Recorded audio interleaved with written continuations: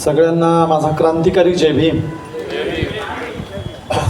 सगळ्यात अगोदर ज्यांनी फार सुंदर पद्धतीनं गाणी म्हटली, चळवळीचा वारसा सांगितला, असे मगाशी गाणं म्हणणारं जोडपं, त्याचबरोबर या कार्यक्रमासाठी ज्यांनी इतक्या सुंदर कार्यक्रमाचं आयोजन केलं असे Mumbai port trust, SC/ST OBC welfare association आणि आपले सगळे इथले पदाधिकारी ज्यांनी फार चांगल्या पद्धतीने इतिहास सांगितला. आता विचारपीठावरच्या सगळ्यांची नावं काही घेत नाही, पण आज या आपल्या पोर्ट ट्रस्टच्या संघटनेचं नेतृत्व करणारे आणि संपूर्ण महाराष्ट्रात ज्यांच्यासोबत मला अलीकडच्या काळात फिरायला मिळालं असे आमचे BRSPचे नेते डॉक्टर ॲडव्होकेट सुरेशजी माने साहेब आणि माझ्यासमोर जमलेल्या माझ्या भावांनो आणि बहिणींनो, आज आपण डॉक्टर बाबासाहेब आंबेडकरांच्या 135व्या आणि ज्योतिराव फुले साहेबांच्या येणाऱ्या 200व्या जयंतीच्या निमित्ताने एकत्रित जमतो आहोत. हे वर्ष ज्योतिराव फुले साहेबांचं द्विजन्मशताब्दी वर्ष म्हणून आपण साजरं करणार आहोत वर्षभरात. त्याचबरोबर आपण एकूण महापुरुषांचा वारसा त्यांच्या जयंतीच्या निमित्ताने दरवर्षी सिंहावलोकन करत असतो. आणखीन आपल्याला कसं पुढं जाता येईल त्याबद्दलची चर्चा असते. त्यामुळे जयंत्या जरी आपण उत्सवप्रियतेने साजऱ्या करत असतो तरी देखील समीक्षात्मक अंगाने त्यांच्या विचारांचं काय झालंय, पुढे कुठपर्यंत न्यायचंय, काय करायचंय, त्याचा पण एक विचार असतो. त्याच्यासाठी सुद्धा आपल्याला गंभीर व्हायचं असतं किंवा आणखीन त्यातनं प्रेरणा घेऊन वेगानं पुढे जायचं असतं. या देशाला एक फार मोठी क्रांतीची, संघर्षाची आणि समतेची परंपरा आहे. या देशामध्ये केवळ घोटभर पाणी सुद्धा सहजासहजी मिळालेलं नाही. जगामध्ये तुम्ही जर सांगायला जाल की आमच्या देशात पिण्याच्या पाण्यासाठी माणूस म्हणून आम्हाला संघर्ष करावा लागला तर जगातील लोक हसतील. पण या देशामध्ये केवळ घोटभर पिण्याच्या पाण्यासाठी नव्हे तर या देशामध्ये कोणतीही गोष्ट, शिजवलेलं अन्न देखील मिळवण्यासाठी, तळलेलं अन्न देखील आम्हाला खाता यावं यासाठी संघर्ष करावा लागलेला आहे. ॲनिहिलेशन ऑफ कास्टच्या पहिल्या काही भागामध्ये बाबासाहेबांनी उदाहरणं दिलेली आहेत. म्हणून हे सगळं मिळवण्यासाठी ज्यांनी या देशामध्ये हजारो वर्ष फार मोठा संघर्ष केला, त्या संघर्षाच्या एकूण परंपरेला या ठिकाणी अभिवादन करणं मी माझं आद्य कर्तव्य समजतो. या देशामध्ये पहिल्यांदा भात शेतीचा शोध लागला. चीनच्या अगोदर भारतामध्ये सप्तसिंधूच्या किनाऱ्यावर पहिल्यांदा जंगली साळीचा भात शेतीचा शोध लावला, ती आद्य गणमाता निरुती. आणि त्या एकूण निरुतीचा वारसा संबंध महाराष्ट्रात, भारतात अनेक गण पद्धती चालवल्या गेल्या. त्या मातृसत्तेच्या अनेक परंपरांना अभिवादन करतो. जसं दक्षिण भारतामध्ये हरितीचं एक राज्य होतं, ज्या हरितीची मूर्ती नालंदा विद्यापीठाच्या समोर होती आणि हरितीच्या पूजनाने नालंदा विद्यापीठाला सुरुवात व्हायची, विद्यापीठाची महाद्वारं उभारली जायची. त्या हरितीला काउंटर करण्यासाठी सरस्वती आणली गेली. म्हणून त्या निरुती हरितीपर्यंतच्या सगळ्या गणराण्यांना मी अभिवादन करतो. त्यानंतर या देशामध्ये ही समतेची परंपरा चालवण्यासाठी अनेक राजे, महाराजे, तत्ववेते, संशोधक या देशात राबत होते, ज्याच्यामध्ये चार्वाक, पाणिनी, कपिल यांचं देखील आपल्याला नाव घ्यावं लागेल. आणि या सगळ्यांचा वारसा मध्यम मार्गाने ज्यांनी पहिल्यांदा एकत्रित केला आणि या देशाला माणुसकीचा, बंधुभावाचा ऑथेंटिक सिद्धांत दिला, ते या देशाचे सर्वोत्तम भूमिपुत्र तथागत सिद्धार्थ गौतम बुद्ध, ज्यांनी आपल्या भिक्खू संघाला सांगितलं, चरत भिक्खवे चारिकम लोकानुकंपाय अर्थम हिताय बहुजन हिताय बहुजन सुखाय आदि कल्याण मध्य कल्याण अंत कल्याण. हे भिक्षूनं सतत आयुष्यभर चारिका करत राहायची, ज्याच्यामुळे या देशातील समस्त भारतीयांच्या जीवनाच्या सुरुवातीलाही, त्यांच्या जीवनाच्या मध्यंतरी आणि त्यांच्या जीवनाच्या शेवटीलाही त्यांचं कल्याणच होईल असा सर्वस्वाचा त्याग करून आपला एक महान वारसा, अमिट ठसा संपूर्ण जगावर उमटवणारे तथागत बुद्ध. बुद्धाचा वारसा ज्यांनी चालवण्यासाठी आपला मुलगा महेंद्र आणि मुलगी संघमित्रा यांना धम्मासाठी दान देऊन टाकलं. ज्यांनी असं म्हटलं जातं, शेवटचं सोन्याचं ताट आणि हातातला अर्धा ॲपल सुद्धा धम्मासाठी दान दिलं, असे जम्बूद्वीपाचे चक्रवर्ती सम्राट अशोक यांना अभिवादन करतो. अशोकाच्या बद्दल एक शाहीर सांगतात, हजारों साल पहले की बात थी जब जम्बूद्वीप में खून की नदियां बहती थी. हर तरफ लढाइया जारी थी, जिसने सारे लढाइया जीत कर शान अपनी बढ़ाई थी। अफसोस हुआ था उस सम्राट अशोक को, जिसने बाकी की जिंदगी बुद्धों के कदमों में चढाई थी, ज्यांनी सर्वस्व तथागताच्या चरणावर अर्पण केलं। आणि या अशोकाच्या राजवटीने या देशामध्ये तमाम प्रचारक, तत्ववेत्ते आणि महान विद्वान जन्माला घातले होते, म्हणून त्या अशोकाच्या राजवटीला अभिवादन। त्यानंतर या देशामध्ये पुन्हा एकदा इथल्या वैदिकांशी लढाई लढण्यासाठी ज्यांनी मोठी कंबर कसून तत्वज्ञान दिलं असे दिग्नाग, वसुबंधू, धर्मकीर्ती, असंग या परंपरेला अभिवादन करतो।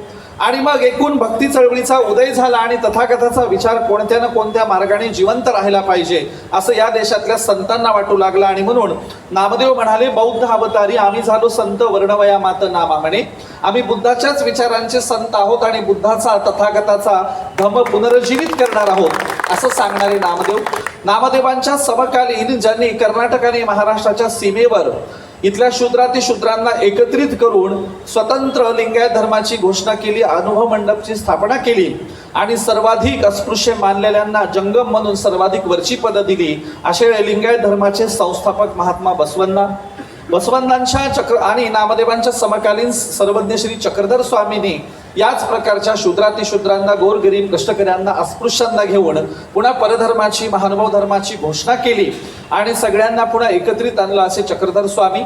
पुढे या संतांचा वारसा चालवणारे महाराष्ट्रामध्ये महाराष्ट्राचे लाडके संत म्हणून ज्यांना म्हटलं जातं असे जगद्गुरु जगतवंद्य तुकोबाराय। या देशातली मनुस्मृती ब्राह्मणाचं ब्र सुद्धा काढू देत नव्हती, ब्राह्मणाचं ब्र काढणं महापाप होतं। तेव्हा तुकोबरायांनी अभंग लिहिला, काय महिमा वर्णू आता सांगणे किती, कोटी ब्रह्महत्या मुख पाहता जाती। अरे आमच्या तथागत विठ्ठलाचं काय महत्व सांगावं, 1 कोटी ब्राह्मणांची हत्या झाली आणि एकदाच विठ्ठलाचं तोंड पाहिलं तर सगळं पाप धुतलं जातं। हा मनुस्मृतीला चॅलेंज करणारे अभंग लिहिणारे, अभंग गाऊन दाखवणारे आणि महाराष्ट्रातल्या शिवरायांच्या स्वराज्यासाठी ज्यांनी भूमी तयार केली असे जगद्गुरु जगतवंद्य तुकोबाराय।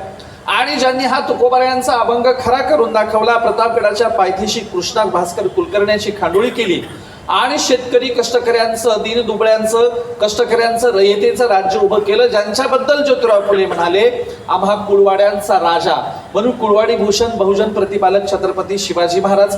माहेरची देशमुखी आणि सासरची पाटीलकी याच्याही पलीकडे उदात्त विचार करून मानवी समाजाला मावळ्या एकाच संज्ञेत बांधणाऱ्या राष्ट्रमाता राजमाता मासाहेब जिजाऊ आणि ज्या आजीने जगाला दुसरा छत्रपती दिला आणि ज्यांनी चारही बाजूंनी युद्ध यादव्यांना तोंड देत घरातील अंतर्गत बंद मोडून काढलं, साहित्याच्या क्षेत्रात मोलाची कामगिरी केली, ज्यांनी नखशिखा, 7 शतक, नायिका भेद आणि बुद्धभूषणम नावाचा धर्मग्रंथ लिहिला असे शाक्तवीर युवराज छत्रपती संभाजी महाराज। आणि पुढे 29 वर्ष घोड्यावर बसून राज्यकारभार करणाऱ्या लोकमाता अहिल्याबाई होळकर, तुमच्या आमच्या आरक्षणाचे जनक लोकराजा राजर्षी शाहू महाराज आणि खऱ्या अर्थाने तुमच्या आमच्या स्वातंत्र्याचा लढा ज्यांनी सुरू केला ते या देशाचे क्रांतीसूर्य राष्ट्रपिता ज्योतिराव फुलेच आहेत आणि विद्येची खरी दैवत क्रांतीज्योती सावित्रीबाई फुले। देवाला सोडलेल्या देवदासी झाल्या, खंडोबाला सोडलेल्या मुरळ्या झाल्या, यल्लमाला सोडलेल्या जोगतिनी झाल्या, पण माझ्या सावित्रीला सोडलेल्या कुणी डॉक्टर, कुणी इंजिनियर, 2 तर राष्ट्रपती झाल्या, म्हणून सावित्रीबाईंनाही अभिवादन करतो। ज्योतिराव फुले आणि सावित्रीबाईंचा वारसा तंतोतंत दिनांक, वेळ, वार सहित पुढे चालवणारे मराठ्याच्या घरात जन्माला आलेले तुकोबाराय म्हणत होते, घोकावया अक्षर मज नाही अधिकार। आता महाजनाच्या, कुणब्याच्या, मराठ्याच्या घरात जन्माला आलेल्या संताला जर म्हणावं लागत असेल की आम्हाला अक्षर घोकण्याचे अधिकार नाहीत, तर गावाच्या बाहेर राहणाऱ्यांची काय अवस्था असेल। मराठ्याच्या घरात जन्माला आलेले तुकोबाराय म्हणत होते, नाही कोणी येथे मुखियांचा जाणं, आम्ही मुखी आहोत, आम्हा मुखियांची जाणीव असणारा कोणी नायकच नाही। हाच तुकोबारायांचा अभंग घेऊन त्यांच्या नावाने मूक नायक वृत्तपत्र सुरू करणारे आणि मराठ्याच्या घरात जन्माला आलेल्या तुकोबारायांच्या संकल्पनेतले आदर्श मुख्यांचा नायक ठरलेले भारतीय घटनेचे खरे शिल्पकार, विश्वरत्न, परमपूज्य बोधिसत्व महामानव डॉक्टर बाबासाहेब आंबेडकरांनाही अभिवादन करतो, ज्यांनी आपला अनटचड नावाचा ग्रंथ नंदनार, रविदास आणि चोखामेळा यांना अर्पण केला ज्यांनी वारंवार सांगितलं की मला अहिंसेची व्याख्या, मी जगातली एवढी पुस्तकं वाचली पण मला तुकारामाची अहिंसेची व्याख्या आवडते. दया तिचं नाव, भूतांचे पालन, आणिक निर्दालन कंटकाचे, असं म्हणत ज्यांनी आपला वारसा संत चळवळीशी जोडून दिला, अशी सांगड घालून दिली, ते बाबासाहेब आंबेडकर. आणि बाबासाहेबांचा वारसा पुढे चालवणारे ज्यांनी सांगितलं जग बदल घालून घ्याव, मला सांगून गेले भीमराव, गुलामगिरीच्या या चिखलात का रुतून बसला ऐरावत, चल निघ घे बिनीवरती धाव, मला सांगून गेले भीमराव, असं म्हणून बाबासाहेबांचा वारसा पुढे चालवणारे आणि शिवरायांचा पवाडा साता समुद्राच्या पलीकडे रशियापर्यंत घेऊन जाणारे, भारतीय एकूण सगळ्या साहित्यिकांचे महामेरू लोकसाहित्यिक ज्यांना असं म्हटलं जातं, ते साहित्य सम्राट लोकशाहीर आमचे अण्णाभाऊ साठे. आणि ज्यांनी शिकलेल्यांना प्रश्न केला, तुझ्या हाती तूप आलं, तुझ्या हाती साय, समाजाचं काय रे गड्या, समाजाचं काय, टाटा बिर्ला तरतील बाकी सारेच उपाशी मरतील, असं म्हणणारे लोककवी वामनदादा कर्डक आणि परिवर्तनवादी चळवळीतल्या सगळ्या महापुरुषांना मी अभिवादन करतो, ज्यांच्यामुळे आम्हाला हे आजचे चांगले, सुखाचे, आनंदाचे, थोडेफार का होईना एक कवडशाचे दिवस आलेले आहेत. त्या सगळ्या महापुरुषांच्या त्याग आणि समर्पणाला मी अभिवादन करतो. मी ठरवलं यावर्षी महापुरुषांच्या जयंतीला किमान त्यांचा त्याग आणि समर्पण सांगायचं. त्याचं कारण असं आहे की आता मधल्या काळात आमच्या सुस्तपणा आलाय, मठ्ठपणा आलाय, धिम्मपणा आलाय, आम्हाला बसायला खुर्च्या पण मावणत, चरबी वाढली, खुर्च्या लहान झाल्या. म्हणून मग मी ठरवलं, म्हणजे पूर्वीला काय होतं, एकेकाळी ज्यांच्या हातावर पोट होतं, एकेकाळी ज्यांच्या हातावर पोट होतं, आज त्यांचे हात पोटावर आहेत, आज त्यांचे हात पोटावर आहेत आणि पोटं सुटलेली आहेत. आणि म्हणून त्यातनं सुस्तपणा आला, धिम्मपणा आला, आपल्या स्वभावामध्ये काय झालं, आपल्यातला चंचलपणा गेला, पटकन हातात पडलं की काम करणार, पटकन जाणार. म्हणजे आपणच सांगतो माझा बाप 20-20 किलोमीटर चालायचा, आपणच सांगतो माझ्या आजीने म्हणजे काय एका वेळच्या जेवणावर कामं केली, आपणच सांगतो आमच्या पूर्वजांनी प्रचंड काम केलं, आणि त्याच्या विरुद्ध आपणच वागतो. फ्रीज मधली पाण्याची बाटली सुद्धा घ्यायची तसदी आता आपल्याकडे नाही, म्हणजे तहान लागली तरी 2 घंटे मोबाईल मध्ये तसंच घालतो, पाणीच पित नाही, अशी सगळी आपली अवस्था आहे. आणि म्हणून म्हटलं की नशीब दलित साहित्यिकांनी त्या साहित्यामध्ये झालेल्या अन्याय अत्याचाराच्या कथांचं डॉक्युमेंटेशन तरी केलं. भटक्या विमुक्तांनी आम्ही किती वाईट जीवन जगलो त्याचं डॉक्युमेंटेशन तरी केलं. ते केलं नसतं तर तुम्ही म्हणले असते नाही नाही सगळं व्यवस्थित होतंय, आताही चांगलंय, काही जुनं काढू नका, जे चाललंय ते चालू द्या. आणि म्हणून या देशामध्ये पूर्वजांनी जे काही कार्य केलं त्याचा उजाळा करण्यासाठी, त्याग आणि समर्पण सांगण्यासाठी मी तुमच्याकडे आलेलो आहे. काय झालं बघा, आपल्याकडे सज्जनाच्या व्याख्या आहेत. काही नॅरेटिव्ह असे असतात जे लिखित नसतात, म्हणजे संविधानाला पॅरेलल या देशात काही नॅरेटिव्ह आहेत. असे काही नॅरेटिव्ह असतात जे लिखित नसतात आणि ते लिखित नसलेले नॅरेटिव्हच आम्ही पुढे चालवत नेत असतो. तसं एक सज्जनाच्या व्याख्येचं एक आपल्याकडे अलिखित नॅरेटिव्ह आहे, लिखित नाही पण एक सज्जनाची व्याख्या आहे. सज्जनाची व्याख्या कशी आहे, एक तुमची सज्जनाची व्याख्या आणि एक माझी सज्जनाची व्याख्या आहे. तुमची अलिखित पण तंतोतंत पाळणारी सज्जनाची व्याख्या काय आहे, जो कुणाच्या आध्यात जात नाही, जो कुणाच्या मध्यात जात नाही, ज्याचे शब्द सुद्धा विकत घ्यावे लागतात, जो रस्त्याने चालताना खाली मान घालून चालतो, जो कुणालाही बोलत नाही, त्याला काय म्हणावं, सज्जन म्हणावं. ही तुमची सज्जनाची सगळ्यांना माहिती असलेली अलिखित सज्जनाची व्याख्या. आता ही व्याख्या काय आहे, तर ही अलिखित आहे पण सगळेजण पाळतात. खेड्यामध्ये एक पोरगा घरी आला आणि माईने विचारलं, वाघा अमुक माणसाचं किराणा दुकान उघडं होतं का? तो म्हणतो काय की मी बघितलंच नाही. याचा कोणाच्या किराणा दुकानावर डोळा सुद्धा नसतो. माय तोंडावरून हात फिरून म्हणते माझा वाघ लय सज्जन आहे. काय चाटायचंय का असला सज्जन, त्याचं काय लोणचं घालायचंय का, काय करणार असल्या सज्जनाचं? हा सज्जन घरी आला, माईने विचारलं, वाघा अमुक माणसाची पिठाची गिरणी चक्की चालू होती का? तो म्हणला काय की मी ऐकलंच नाही. त्याचा कोणाच्या गिरणीवर कान देखील नसतो. त्याचं माय अख्खं गाव म्हणते, त्याची माय म्हणते, त्याचा बाप म्हणतो आमचा पोरगा लय सज्जन आहे. अरे काय करायचं असलं सज्जन? माझी देखील एक सज्जनाची व्याख्या आहे. सज्जन कुणाला म्हणावं, जो कुणाच्याही आध्यात जातो, कुणाच्याही मध्यात जातो, ज्याला मध्यरात्री फोन करा पहिल्या बेलला तुमचा कॉल उचलतो, जो तिरडी उचलायला पुढे असतो, रक्तदान करायला पुढे असतो, जयंतीचं आयोजन करायला पुढे असतो, कोणत्याही संकटाला सगळ्यात पुढे असतो, त्याला सज्जन म्हणावं. आणि माझ्या सज्जनाच्या व्याख्येमध्ये ही महापुरुष बसतात, म्हणून आम्ही त्यांच्या जयंत्या साजऱ्या करतो आहोत, म्हणूनच आम्ही त्यांचा वारसा दर पिढीगत एकमेकांना सांगतो आहोत. अन्यथा इतिहासाच्या प्रत्येक कालखंडात प्रचंड करोडपती श्रीमंत माणसं होऊन गेली, त्यांचं कोणी कुत्र्याने देखील दखल घेतली नाही, कुठं नोंद नाही, काहीच नाही. पण ही माणसं त्यागी समर्पित असल्याबद्दल आपण त्यांची दखल घेतो, त्यांचा वारसा इतरांना सांगत असतो. आणि म्हणून या देशामध्ये पहिल्यांदा क्रांतीसूर्य ज्योतिराव फुले साहेब हे जेव्हा इंग्रज अधिकाऱ्यांच्या आणि तिथल्या काही लोकांच्या संपर्कात आले तेव्हा त्यांची ट्यूबलाईट पेटली, तर्क करायला शिकले आणि त्यांनी तर्क केला की या देशामध्ये माणसासारखी माणसं असणारी लोक सुद्धा जनावरांच्या पलीकडचं आयुष्य कशी काय जगू शकतात. सखाराम परांजपे नावाच्या मित्राच्या त्या लग्नातून फुलेंना हकललं आणि घरी जाऊन सांगितलं की मला कसं काय हकललं, यांच्या घरी भांडायला जाऊ. त्यांचे वडील म्हणले अरे आपण नाही भांडू शकत, नशीब पेशवाई नाही ते तुझं मुंडकं डोक्यावरलं वेगळं केलं असतं. फुले म्हणाले एरवी माझा बाप एवढा भांडायला येणारा यावेळेला काय येत नाही. तर फुलेंचे वडील म्हणले या देशात वर्णव्यवस्था आहे, जाती व्यवस्था आहे, जाती व्यवस्थेनुसार वर्ण व्यवस्थेनुसार आपण हलके आहोत, तुच्छ आहोत, नीच आहोत, त्यामुळे आपण उच्च जातीयांच्या लग्नांमध्ये जायचं नाही. ज्योतिराव फुलेंनी प्रश्न केला आपण हलके कशाच्या आधार आहोत, सगळे कातड्यानुसार दिसण्यानुसार वागण्यानुसार माणसंच आहेत ना, मग आपण वेगळी कशी काय. यातून जो शोध घ्यायला ज्योतिराव फुलेंनी सुरू केला तो शोध सार्वजनिक सत्य धर्म निर्माण होईपर्यंत थांबला नाही. पहिल्यांदा ज्योतिराव फुलेंनी मांडणी केली आमच्या देशातला लढा शूद्र अतिशूद्र विरुद्ध शेठजी भटजी लाटजी असा आहे. या देशाचे शत्रू काही मध्ययुगीन कालखंडात मुस्लिम नाहीत आणि आधुनिक कालखंडामध्ये इंग्रज ब्रिटिश नाहीत असं फुलेंनी ठणकावून सांगितलं. 1857च्या बंडाला तर फुले म्हणाले भटपांड्यांचं बंड आहे. या 1857च्या भटपांड्यांच्या बंडात कुणी बहुजनांनी जाऊ नये, जोपर्यंत इंग्रज आहेत तोपर्यंत शूद्रातिशूद्रांनी शिकून घ्यावं, जल्दी करावी असं फुलेंनी सांगितलं. पुढे फुले म्हणाले की हे जो सगळा घोडमा आडलंय, हे जो सगळा खेळ झालाय तो झालाय धर्मव्यवस्थेच्या मूल्यांमुळे, त्यामुळे यांचा धर्म त्यागल्याशिवाय पर्याय नाही. ज्योतिराव फुलेंनी सार्वजनिक सत्य धर्म लिहायला घेतला, त्यांच्या हातावरून वारं गेलं, म्हणजे काय झालं, पॅरालिसिस झाला.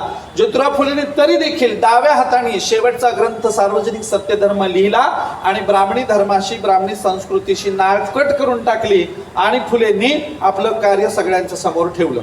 ज्योतिराव फुले चे सासू सासरे वारंवार त्यांच्याकडे यायचे आणि म्हणायची सावित्री तुला काही जावाई बापूंकडून काही मूलबाळ होईल असं दिसत नाही, असं करा जावाई बापूंना म्हणावं दुसरं लग्न करा. तेव्हा सावित्रीबाई म्हणाल्या ते काय माझं ऐकायचे नाही, तुम्हीच सांगा. ज्योतिराव फुलेंचे सासू सासरे म्हणाले जावाई बापू तुम्हाला काही आमच्या साऊकडून मूलबाळ होईना, असं करा साऊला दुसरी सवत आणा. तेव्हा ज्योतिराव फुले म्हणाले दरवेळेला मूलबाळ होत नसेल तर स्त्रिया दोषी असतात का, मूलबाळ होत नसेल तर कधी कधी पुरुषही दोषी मानला पाहिजे ना.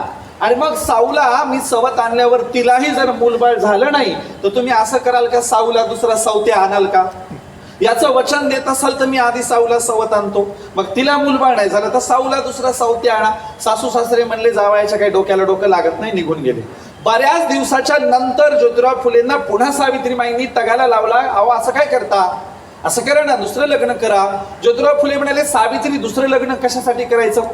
तेव्हा सावित्रीबाई म्हणाल्या आपण मेल्यावर आपला वारसा पुढे चालवणारा वारसदार नको का, आपण मेल्यावर आपल्या समाधीवर 4 फुलं व्हायला येणारा वारसदार नको का. तेव्हा ज्योतिराव फुले म्हणाले सावित्री तुला कुणी सांगितलं पोटची पोरं वारसा चालवतात. अगं पोटची पोरं म्हातारपणामध्ये वेगळ्या खोलीत बाहेर कुठेतरी नेऊन टाकतात, कुठं शेतात नेऊन टाकतात, पसारा कुठेतरी फेकून देतात, आश्रमात नेऊन टाकतात. पोटची पोरं वारसा चालवतील याची काही गॅरंटी नसते. पण सावित्री मी तुला वचन देतो कदाचित आपल्या डोळ्याच्या समोर येणार नाही, पण आपण गेल्यावर तरी आपलं सगळं साहित्य वाचणारा असा एखादा वारसदार येईल की तो आपलं राहिलेलं सगळं कार्य दिनांक वेळ वार सहित तंतोतंत पुढे चालवेल. ज्योतिराव फुले सावित्रीबाईंना शब्द दिला, वचन दिला. फुले गेल्याच्या नंतर 1 वर्षाने ज्याचा जन्म झाला, ज्याने जागतिक दर्जाचं शिक्षण घेतलं, जगातले टॉप मोस्ट फिलॉसॉफर वाचले पण त्यांना कधी गुरु मानलं नाही, पुण्यामध्ये आले, पुण्यातल्या गंजपेठेत फुलेंच्या समाधीचं दर्शन घेतलं, सगळं साहित्य वाचलं आणि फुलेंचं राहिलेलं सगळं कार्य पुढे चालवलं. ते फुलेंचे खरे वारसदार म्हणजे डॉक्टर बाबासाहेब आंबेडकर आहेत. आम्हाला वारसदार विचारांचे हवेत, वारसा पुढे नेणारे हवेत. आणि म्हणून अण्णाभाऊ साठे ज्या बाबासाहेबांकडे बोट दाखवतात ते बाबासाहेब अण्णाभाऊंच्या काही जातीचे नाही. बाबासाहेब आंबेडकर ज्या ज्योतिराव फुलेंना गुरु मानतात ती फुले काही बाबासाहेबांच्या जातीचे नाहीत. आणि फुलेंनी मगाशी म्हटल्याप्रमाणे शिवरायांची समाधी शोधली, शिवरायांचा पवाडा लिहिला, जगातली पहिली शिवजयंती साजरी केली. ती फुले आणि शिवाजी महाराज काही एका जातीचे नाहीत. शिवाजी महाराजांनी तुकोबारायांना गुरु मानलं, तुकोबारायांनी नामदेव शिंपी जातीच्या नामदेवांना गुरु मानलं आणि नामदेवांनी कुणाला गुरु मानलं तर बुद्धाला गुरु मानलं. या देशातला विचारांचा वारसा आहे, वैचारिक चळवळीचा वारसा आहे, तो विचाराने चालणार. म्हणून मी नेहमी सांगत आलोय, बुद्धानंतर जिजाऊ, शिवबानंतर लहू, फुलेनंतर शाहू आणि बाबासाहेबांनंतर अण्णाभाऊ नाव घ्यावंच लागेल, तरच परिवर्तनाचा वारसा पूर्ण होईल, अन्यथा होणार नाही. आम्ही काय केलंय, महाराष्ट्रामध्ये काय परिस्थिती आहे, जाती जातीचे महापुरुष, जात अस्मितावादी जयंत्या, जात अस्मितेचे कार्यक्रम, जात अस्मितेचा सगळा उदो आहे. अशा काळामध्ये फुले बाबासाहेबांची जाती अंताची चळवळ पुढे नेणारी एक फळी उभी करण्याची गरज नितांत निर्माण झालीये. म्हणून आम्ही तुमच्या समोर त्यांचा वारसा सांगण्यासाठी आलेलो. महापुरुषांचं कार्य खरं तर सर्व व्यापक बहुप्रवाही अंगाचं असतं. महापुरुष काम करताना कधीही त्यांच्या डोळ्याच्या समोर जात अस्मिता नसते, ते इतके पुढे गेलेले असतात. म्हणून फुलेंचं काम घ्या किंवा बाबासाहेब आंबेडकरांचं काम घ्या, ते सर्व व्यापक राहिलेले आहे, सगळ्यांच्यासाठी राहिलेलं आहे. बाबासाहेब आंबेडकरांनी शेतकऱ्यांच्यासाठीचे वारंवार आपल्या साहित्यात उल्लेख केले. भाकरा नांगर प्रकल्पाचा तो प्रोजेक्ट तुम्हाला सांगायची काही गरज आहे का? भाकरा नांगल प्रकल्पाच्या प्रोजेक्टचे जनकच बाबासाहेब आंबेडकर आहेत. शेतकऱ्यांच्या दयनीय अवस्थेबद्दल तर फुलेंनी खडीभर लिहून ठेवले. शेतकऱ्याचा आसूड नावाचा ग्रंथ लिहिलाय. आणि म्हणून ही माणसं शेतकरी कष्टकऱ्यांच्यासाठी, शूद्र अतिशूद्रांच्यासाठी आयुष्यपणाला लावणारी ही माणसं होती. बाबासाहेब आंबेडकरांनी सांगितलं की आपल्याला फुले साहेबांनी जे जे काम केलेलं आहे ते पुढे न्यायचंय आणि शूद्र अतिशूद्रांचा लढा गतिमान करायचा आहे. म्हणून फुलेंनी गुलामगिरी लिहिला, बाबासाहेब आंबेडकरांनी क्रांती प्रतिक्रांती लिहिला आणि फुलेंचा एकूण सिद्धांत आपल्या क्रांती प्रतिक्रांतीत घेतला. फुलेंनी सार्वजनिक सत्यधर्माच्या पहिल्या पानावर रामदासाच्या दासबोधाची चिकित्सा केली आणि बाबासाहेब आंबेडकरांनी न होऊ शकलेलं भाषण जे छापलंय त्याच्या पहिल्या पानावर हाच फुलेंचा संदर्भ देत रामदासाच्याच दासबोधाची चिकित्सा केली. एवढी छाप गुरु शिष्यांची एकमेकांवर होती. काय झालं, बाबासाहेब आंबेडकरांनी फुलेंचं साहित्य वाचलं तर लक्षात आलं, फुले एका ठिकाणी म्हणतात, मांग महारणींना ठावे नाही व्यथा, जाळा मनुग्रंथा एकदाची. यांच्या धर्मग्रंथांना कधीही आमच्या प्रति दया माया प्रेम वाटलं नाही. आम्ही यांचं श्रम करून कष्ट करून यांच्या सगळ्या संस्कृतीला उभं केलं. खरं तर देशाची संस्कृती उभी करणारे सर्वहारा लोक असतात, शूद्र अतिशूद्र असतात. एवढे मोठे डांबरी रस्ते झालेत ते काही उगेच झाले नाही. या डांबरी रस्त्यावर टाकलेलं डांबरच गोरगरिबांच्या कष्टकऱ्यांच्या श्रमातलं आहे. म्हणून सगळी संस्कृती श्रमिक उभी करतात, पण त्यांच्या प्रती यांच्या धर्मग्रंथात एक शब्द नाही. असले धर्मग्रंथ जाळले पाहिजे. फुले म्हणाले, जाळा मनोग्रंथ अग्नीमध्ये. यांचे धर्मग्रंथ जाळले पाहिजेत. ज्योतिराव फुलेंच्या म्हणजे आजपासून 100 वर्षापूर्वी ज्योतिराव फुलेंच्या जन्मशताब्दी वर्ष सोहळ्याच्या निमित्ताने आपल्या गुरुला सॅल्यूट करण्यासाठी, गुरूंची राहिलेली खंत पूर्ण करण्यासाठी, गुरुचं राहिलेलं काम पूर्ण करण्यासाठी आणि ज्या गुरुच्या गुरुला शिवरायांना याच मनुस्मृतीप्रमाणे राजा होण्यासाठी मोठा अडथळा निर्माण झाला होता, त्याही गोष्टीचा बदला घेण्यासाठी रायगडच्या पायथ्याशी महाडला 25 डिसेंबर 1927 रोजी बाबासाहेबांनी मनुस्मृती जाळली आणि फुलेंना सॅल्यूट केला. 25 डिसेंबरला का जाळली असेल बरं? कारण पुण्यामध्ये ज्योतिराव फुलेंनी बिना ब्राह्मणाचं लग्न लावायचं ठरवलं. लागलं लग्न. खरं तर लग्नाच्या दिवशी नवरदेव नवरी लपून ठेवली होती, पण काहीतरी वेळेला ती ऐन वेळेला सापडली, शोधली गेली आणि लग्न लागलं. त्याबद्दल केस दाखल झाली कोर्टात. पहिल्या कोर्टाचे जज रानडे ब्राह्मण. कोर्टात केस गेली आणि त्याचा निकाल असा लागला, बहुजनांना, शूद्र अतिशूद्रांना स्वतःची लग्न लावायची असतील तर चालतील, पण धर्मपुरोहिताची दक्षिणा बुडते, फीस बुडते. तर असं करा, लग्न तुम्ही लावा पण त्यांची दक्षिणा घरी नेऊन दिली पाहिजे, त्यांचा रोजगार बुडतो. ज्योतिराव फुले म्हणले, हा कुठला न्याय आहे? अवतूरच्या पाटलांनी जमीन विकली आणि ती केस इंग्रजांच्या कोर्टात, सुप्रीम कोर्टात गेली. इंग्रज तेव्हा म्हणायचे की सुप्रीम कोर्टाचे जज कधी यांना नेमू नका, हे न्याय नाही देत, हे निर्णय देतात. आणि म्हणून नेहमी सुप्रीम कोर्टाचे जज इंग्रजांच्या काळात इंग्रजच असायचे. अशा कोर्टात केस गेल्यावर ज्योतिराव फुलेंनी पैशाचं पाकिट इंग्रजांच्या जजच्या समोर टेबलावर ठेवलं आणि जज म्हणाले, काय फुले? फुले म्हणाले, मला माहितीये मी केस हरणार आहे, तुम्हाला अगोदरच ती नुकसान भरपाई द्यायला आलो. ते म्हणजे केस हरणार आहेत तर मग नुकसान भरपाई इथपर्यंत घेऊन यायची काय गरज होती? फुले म्हणाले, एकच प्रश्न विचारायला आलोय जज साहेब, त्याचं उत्तर द्या. जज म्हणाले, विचारा. फुले म्हणाले, तुम्ही तुमची दाढी कुठं करता? जज म्हणाले, मी माझी दाढी माझ्या हाताने घरीच करतो. ते म्हणाले, मग न्हाव्याचं उत्पन्न बुडतं, न्हाव्याचा रोजगार बुडाल्याबद्दल पैसे नेऊन देता का? जज म्हणाले, द्यायची काही गरज नाही. मी का द्यायची? तर फुले म्हणाले, अगदी याचप्रमाणे आम्ही आमची लग्न लावली तर ना तिकडे त्या ब्राह्मणांना, पुरोहितांना दक्षिण द्यायची काही गरज नाही. या युक्तिवादावर फुले केस जिंकले. तो दिवस होता 25 डिसेंबरचा. तो दिवस होता मनुस्मृतीचा कायदा अधिकृत कायद्यानेच मोडला. मनुस्मृतीचा कायदा इंग्रजांच्या कायद्याने सुप्रीम कोर्टातून मोडून दाखवला. तो दिनांक होता 25 डिसेंबर, म्हणून बाबासाहेबांनी 25 डिसेंबरला मनुस्मृती जाळली आणि फुलेंचा विचार पुढे नेला. किती सांगायचं. ज्योतिराव फुले एकदा तिथल्या मुळा-मुठा नदीच्या किनाऱ्यावर गेले असताना एक काशीबाई नावाची बाई जीव द्यायला आली, गरोदर होती. फुलेंनी तिच्या दंडाला धरून अलीकडे ओढलं, उडी मारणार, वाचवलं. फुलेंनी म्हणाले, का जीव देते. काशीबाई म्हणाली, मी गरोदर आहे. मग काय झालं. अनैतिक संबंधातून गरोदर आहे, माझा नवरा वारलेला आहे. फुले म्हणाले, तू जीव देतेस पण त्या बाळाला का मारतेस. काशीबाई म्हणाली, तुम्हाला कदाचित माहित नसेल, असं पुण्यात नेहमीच घटना होतात, लोकांना काय पडलेलं असतं, मरू द्या मला. फुले म्हणाले, असं असतं का. तू माझ्या घरी यायचं, बाळाला जन्म द्यायचा, बाळांतीन व्हायचं, नंतर तू कुठेही गेली तरी चालेल, जीव दिला तरी चालेल, पण ते बाळाचं काय दोष. आणि असं जर नेहमीच होत असेल तर अशा लोकांसाठी आपण वाडा बांधूया. फुलेंनी काशीबाईला घरी आणलं. काशीबाई बाळांतीन झाली, मुलगा झाला. मुलाचं नाव काय ठेवलं. यशवंत नाव ठेवलं. हा वारसा बाबासाहेबांनी रमाईला सांगितला आणि जन्माला आलेल्या मुलाचं नाव काय ठेवलं बाबासाहेबांनी.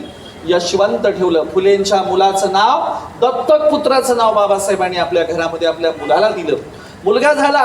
पण ज्योतिराव फुलेंना लक्षात आलं, अशा अनेक बायांची ही जर समस्या असेल तर काय करायचं. फुलेंनी मोठा वाडा बांधला आणि वाड्याला म्हणजे फुलेंच्या घराला लागून दुसरा वाडा बांधला. त्या वाड्याचा नंबर होता 395 आणि वाड्याच्या बाहेर पाटी लिहिली होती, ज्या स्त्रियांना अनैतिक संबंधातून गर्भधारणा राहिली असेल त्यांनी खुशाल आमच्या वाड्यावर यावं, जन्माला लेकरं घालावीत आणि आम्ही त्यांची नावं कुणाला सांगणार नाहीत, लेकरू ठेवून त्या आमच्याकडे जाऊ शकतात. त्या वाड्याचा नंबर होता 395. बाबासाहेबांनी शेवटचं कलम 395 नंबरचं दिलं आणि फुलेंच्या वाड्याकडे लक्ष केंद्रित केलं. म्हणाले 395 नंबरचं संविधान वाचून झाल्यावर फुलेंच्या वाड्यात जा, आपल्याला त्या रस्त्याने पुढे बुद्धाकडे जायचंय. फुलेंचा वारसा सांगणारे, फुलेंच्या वाड्याशी आपल्याला जोडून देणारे बाबासाहेब आंबेडकर होते. आणि म्हणून हा वारसा इतका अटूट आहे, अशी कितीतरी उदाहरणं देता येतील. एक उदाहरण देऊ. काय झालं. ज्योतिराव फुलेंनी टिळकाचा जामीन केला होता. किती रुपये भरले होते त्या काळात. 10,000 रुपये भरले होते. 10,000 त्यावेळेस 10,000 म्हणजे फार करोडोची रक्कम आहे. इंग्रजांच्याकडं 10,000ची रक्कम भरून टिळकाचा फुलेंनी जामीन केला.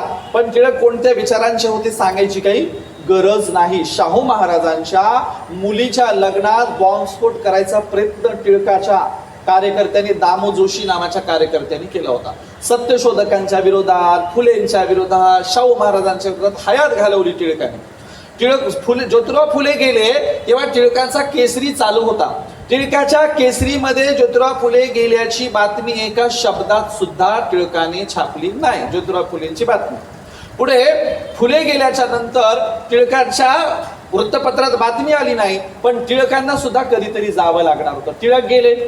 टिळकांच्या बद्दल तर असं म्हटलं जातं त्यांचा जीवच जात नव्हता. टिळकांना जमिनीवर टाकलं पण जीव जात नव्हता. मग त्यांच्या एका कार्यकर्त्याला माहिती होतं यांचा जीव कशात अडकलाय. मग तो कार्यकर्ता वाड्याच्या बाहेर गेला, वाड्याच्या, आणि जोरात पळत आला, पेशवाई आली, पेशवाई आली, पेशवाई आली, पेशवाई आली म्हणत. टिळकाने थोडीशी मान वर केली, काय खरंच पेशवाई आली. तो म्हणला हो, आणि मग टिळकाने जीव सोडला. असं म्हणतात टिळकाचा जीव स्वराज्य म्हणजे कशात होता. पेशवाईमध्ये होता. आणि अशा टिळक गेल्याबद्दल बाबासाहेब आंबेडकरांनी मूक नाईकच्या 3ऱ्या पानावर केवळ 2 ओळीत बातमी छापली. काय बातमी छापली. पुण्याचे टिळक गेले. किमान राष्ट्रीय टिळक, नेते, अमुक तमुक काहीतरी म्हणावं की बातमी केवढी 2 ओळीत. आणि त्यात काय लिहिले, पुण्याचे टिळक गेले. टिळकाचे कार्यकर्ते चिडले. बाबासाहेब आंबेडकरांकडे आले, म्हणाले तुम्हाला काही वाटतं का नाही, आमचा एवढा मोठा नेता, राष्ट्रीय नेता, अमुक नेता, तमुक नेता, आणि तुम्ही त्यांना विशेषण लावले, पुण्याचे टिळक गेले. बाबासाहेब आंबेडकर म्हणाले नशीब मी 3ऱ्या पानावर किमान 2 ओळीत तरी टिळकाची बातमी छापली. माझे गुरु ज्योतिराव फुले गेले तेव्हा टिळकाने एका शब्दात सुद्धा बातमी छापली नव्हती. त्याबद्दल उलट माझेच उपकार मानायला तुम्ही आलं पाहिजे. म्हणून बाबासाहेब अत्यंत स्वाभिमानी वृत्तीचे होते. अत्यंत प्रत्येक प्रसंग लक्षात ठेवणारे होते. दिनांक लक्षात ठेवणारे होते. म्हणून या देशाचा कारभार नीट सुरळीत चालू शकला. आमचं काय हो, आम्ही गेल्या वर्षी झालेलं विसरून जातो. आमच्याकडे नोंदी नसतात, आमच्या कार्यक्रमांचं काही नसतं, आम्ही कधी बोललो, डायऱ्या नसतात, काही नसतं. आमचा सगळा मोघमपणाने कारभार चाललेला आहे. या देशात बहुजन समाज नावाची अशी जमात आहे ज्यांनी कोणत्याच कालखंडात स्वतःच्या इतिहासाचं डॉक्युमेंटेशन केलं नाही. आणि या देशात 2 लोक असे आहेत, बाबासाहेब आंबेडकर आणि ज्योतिराव फुले, ज्यांनी दिलेल्या देणगीच्या 1-1 रुपयाचं सुद्धा डॉक्युमेंटेशन केलं. महात्मा फुलेंच्या सत्यशोधक सभासदाचे जे वर्गणीदार आहेत ना, त्यांची पण नावं फुलेंनी लिहून ठेवली. या देशात फुले आणि बाबासाहेब आंबेडकर असे आहेत जे वेळवार दिनांक वाईज आपल्या इतिहासाचं, आपल्या कामाचं, आपल्या पूर्वजांचं डॉक्युमेंटेशन करतात. मी बाबासाहेब आंबेडकरांची खंड वाचायला घेतली. असा इतिहासाचा कोणताच कालखंड नाही ज्या कालखंडाबद्दल बाबासाहेबांनी नोंदी केल्या नाही. त्या कालखंडाचा इतिहास, धर्मग्रंथ, त्याची चिकित्सा, त्या काळातल्या सगळ्या नोंदी. आणि म्हणून बहुजन समाजाला महापुरुषांच्या जयंतीच्या निमित्ताने काय घ्यायचंय बरं? मोठ्या गोष्टी घेणं लय मोठी लांबची गोष्ट आहे. किमान छोट्या तर गोष्टी घेऊ. आपल्या इतिहासाच्या नोंदी करू, आपण चांगलं काम करतो त्याच्या नोंदी करू, आपल्या महापुरुषांच्या कार्याबद्दल आणखी नीट समजून घ्यायचा प्रयत्न करू, हे कार्य इतरांना समजून सांगायचा प्रयत्न करू. आपली माणसं लवकर डिमोटिवेट होतात, म्हणून त्यांना वारंवार महापुरुषांचा वारसा, विचार सांगावा लागतो, सातत्याने मोटिवेट करावं लागतं. आपल्यामध्ये एनर्जी नाही. इतर जात समूहाचे लोक, इतर सगळ्या पंथ प्रवाहाचे लोक किंवा ब्राह्मणी सनातनी प्रवृत्तीचे लोक बघा, क्लास 1 क्लास 2 असताना सुद्धा खिशामध्ये गळ्यामध्ये शबनम बॅग घेऊन प्रचाराला जातात. जम्मू काश्मीरचा अधिकारी कन्याकुमारीला मीटिंग घेतो. मी मागच्या वर्षी कन्याकुमारीकडे फिरायला गेलो तर महाराष्ट्रातले काही अधिकारी मला इकडे कसं काय, तर मला आमच्या संघाच्या बैठक आहे. मला महाराष्ट्रात काही जागा नव्हती काय तुम्हाला? नाही म्हणले, इकडे जरा वातावरण चांगलंय. आणि म्हणून सगळ्यांमध्ये अत्यंत म्हणजे वृद्ध वयस्क लोक बागेमध्ये जाऊन बसतात. किती व्हिडिओ आहेत तुम्ही बघा ना. मोदीजीसाठी बागेत जाऊन रडणारे रिटायर लोक आहेत. ही लोक मोदीला काय बी म्हणाले म्हणून रडणारे लोक आहेत मोदीला. आणि म्हणून त्यांच्याकडे त्या समर्पणाची प्रचंड मोठी फळी ते तयार करतायत. अगोदर नव्हती. आणि आमच्याकडे तर इतिहासाच्या प्रत्येक पटलावर त्याग आणि समर्पणाची फळी आहे, पण आम्हाला त्याचं मोटिवेशनच मिळत नाही. कमाल आहे. म्हणून मी विचार केला की आमची माणसं मोटिवेट का होत नाहीत का? आता मला सांगा, सगळेजण सांगतात देशाची परिस्थिती वाईट आहे, संविधान धोक्यात आहे. 2018 रोजी तर दिल्लीच्या अगदी संसदेच्या समोर संविधान जाळलं. 2018 रोजी मला वाटलं होतं देशात फार मोठा भडका होईल, काही नाही झाला. फेसबुक इकडे तिकडे जराशे निषेध झाला, बाकी काही झालं नाही. आणि म्हणून या देशात त्यांची इतकी मोठी मजल गेली की भारताचं संविधान जाळायची प्रॅक्टिस देखील ते करतायत. आणि आम्ही मात्र अत्यंत धिम्म, मठ्ठ, सावकाश, मतिमंद या पद्धतीने आपण सगळे चाललेलो आहोत. आणि म्हणून हे मोटिवेशन आम्हाला का नाही मिळत? आजही जयपूरच्या कोर्टासमोर, राजस्थानच्या जयपूरच्या कोर्टासमोर मनूचा पुतळा थाटात उभा आहे, पण आम्हाला या देशातल्या लोकांना काही करता आलं नाही. पूर्वीला जेव्हा मोबाईल नव्हते किंवा फार शिक्षण नव्हतं तेव्हाची पिढी बरी होती असं म्हणायची वेळ आलेली आहे. नामांतराचा केवढा मोठा लढा झाला. लोकांनी जीव द्यायची तयारी ठेवली. 14-15 लोकांनी प्राणाचं बलिदान दिलं, पण ती गोष्ट करून दाखवली. अलीकडच्या काळामध्ये यशस्वीरित्या मोठं आंदोलन केल्याची मी गोष्ट बघितलेली. मोठं सोडून द्यावं, स्वतःच्या क्षेत्रातलं तरी. नोकऱ्यांमधलं रिझर्वेशन इन प्रमोशन काय, त्याच्याबद्दल काहीच नाही. नोकऱ्यांमधलं आमच्या क्षेत्रातलं तरी प्राणाची बाजी लावून न्यायच मिळवतो असं गेल्या 10 वर्षात मी बघितलेलं नाही. पूर्वी मात्र अस्मिता, प्रतीकांच्यासाठी, पुतळ्यांच्यासाठी, नावासाठी 14-14, 15-15 लोक बलिदान देत होते. तो काळ फार चांगला होता अशी म्हणायची वेळ आली आहे. आताचा काळ नुसतं सुस्त धिम्म लोकांचा काळ आहे. आणि म्हणून अशा सुस्त धिम्म लोकांना पुन्हा जागृत करण्यासाठी, चिमटे काढण्यासाठी, त्यांना एकत्रित आणण्यासाठी, त्यांना लढायला शिकवण्यासाठी हे कार्यक्रम आहेत. किमान रिटायर झालं तरी चला बाबा एखादा एरिया वाटून घेऊ, तिथं 4 लोक तयार करू, बैठका घेऊ, मिटिंगा घेऊ. या देशात बहुजनांचं साधन संसाधनांवरून कधीच अडत नाही आणि अडलंही नव्हतं. या देशातला प्रॉब्लेम साधन संसाधनांचा असू शकत नाही. म्हणून इतिहासाच्या पटलावर बुद्धापासून बाबासाहेबांच्या पर्यंत कुणीच साधन संसाधनांसाठी लढा लढलेला नाही. हे लढे कशाचे आहेत? अस्मितांचे आहेत, मानवी मूल्यांचे आहेत, माणुसकीचे आहेत, पण साधन संसाधनांचे. उलट बुद्धाने तर साधन संसाधनं सोडून दिली आणि सगळे अशीच बुद्ध सगळीकडे प्रचार करत फिरले. म्हणून साधन संसाधनांना चिटकून बसलो आम्ही, त्या प्रॉपर्ट्यांना चिटकून बसलो आम्ही, आणि मुख्य उद्देशच गेला कुणीकडं. म्हणून उद्देश होता या देशात बाबासाहेब आंबेडकरांचे 2 उद्देश आहेत. एक, ॲनिलेशन ऑफ कास्ट, जाती अंताची लढाई, आणि 2, प्रबुद्ध भारताचं स्वप्न बाबासाहेबांनी बघितलं. बाबासाहेबांनी हे वृत्तपत्र कसं काढली? बहिष्कृत भारत. का? आमच्या देशात बहिष्कृततेची समस्या आहे. पुढचं वृत्तपत्र काय काढलं? मूक नाही का, आम्ही बहिष्कृत आहोत, मुके पण आहोत. पुढचं वृत्तपत्र काय काढलं? जनता काढलं जनता, पुढे काय काढलं समता काढलं समता, आणि सगळ्यात शेवटी वृत्तपत्र काढलं प्रबुद्ध भारत. बहिष्कृत भारताकडून आमचा प्रवास प्रबुद्ध भारताकडे व्हावा, अजेंडा दिला आम्हाला अजेंडा. पण अजूनही आम्ही तिथेच बहिष्कृत भारत मूक नायक तिथेच अडकलो, अजून प्रबुद्ध भारताकडे आम्हाला जाता आलेलं नाही. बाबासाहेबांचं स्वप्न प्रबुद्ध भारताचं, ज्योतिराव फुलेंचं स्वप्न बळीस्थान, असं राज्य हवंय ज्याच्यात सगळे आनंदाने राहतील, श्रीमंत असतील, अशा बळीस्थानाचं स्वप्न ज्योतिराव फुलेंनी पाहिलं. संतांनी स्वप्न काय बघितलं, इहलोकीच्या वैकुंठाचं. वैकुंठी नाही दही भात. आम्हाला स्वर्ग नरक आत्मा परमात्मा मोक्षाची भीती दाखवू नका. आम्हाला तुमचा स्वर्ग आत्मा परमात्मा मोक्ष नकोय. आम्हाला स्वर्गीचा सुख सोहळा चंद्रभागेच्या वाळवंटात बघायचा आहे. आदर्श पंढरपूरचं स्वप्न, जात विरहित जाती अंताच्या पंढरपूरचं स्वप्न संतांनी बघितलं. लिंग भेदभाव नसेल, असं सगळ्यांना फुगड्या खेळता येईल अशा आदर्श पंढरपूरचं स्वप्न संतांनी बघितलं. दुर्दैवाने एकच पंढरपूर समतेचं उभं राहिलं, गाव खेड्यात पंढरपूर उभं राहू शकलं नाही, पण संतांनी ते स्वप्न बघितलं.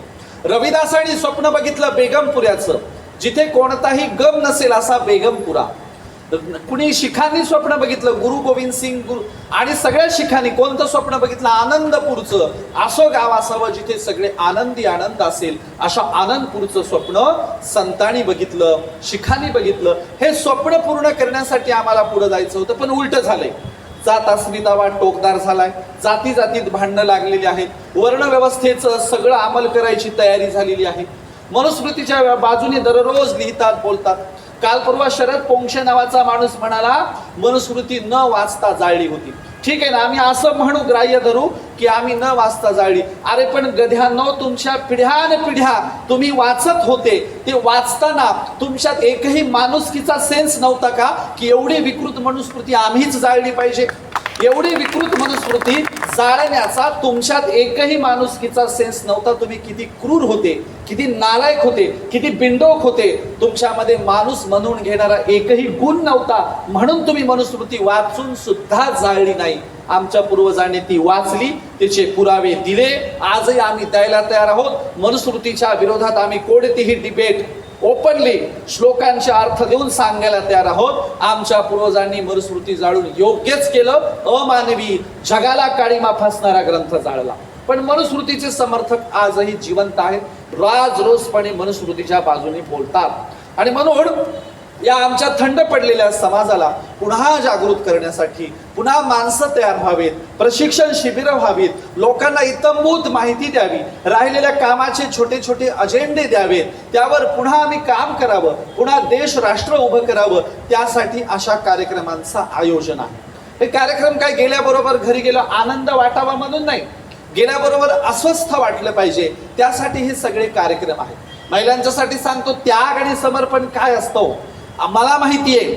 तुमच्या या पिढीमध्ये एकाने सुद्धा इंचभर कणभर सुद्धा कोणताही त्याग केलेला नाही. म्हणजे माने साहेब असे आहेत की कांशीरामजी म्हटले नोकरी सोडा की सोडली. माने साहेब असे आहेत, कांशीरामजी म्हटले जा दक्षिण भारतात की गेले.